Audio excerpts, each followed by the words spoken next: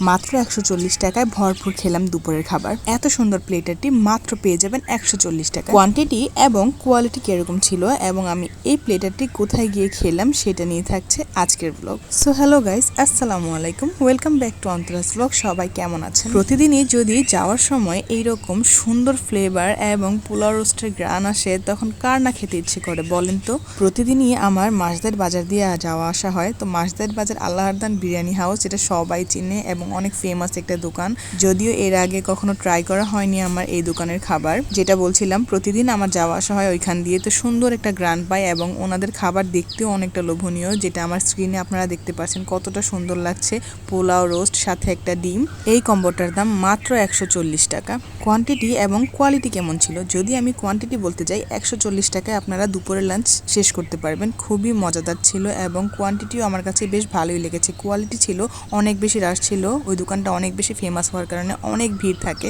140 টাকায় বেস্ট একটা মিল। পোলাও রোস্ট বা মোরগ পোলাও এইগুলোর সাথে যদি বোরহানি বা একটু কোক হয়ে যায় তাহলে তো কোনো কথাই নেই। আমি আমার খাবারটা বোরহানি দিয়ে ফুলফিল করলাম। বোরহানিটা কিন্তু ঝাল ছিল। যাই হোক, দেখা হবে আরেকটি ভ্লগে। সবাই ভালো থাকবেন। আল্লাহ হাফেজ।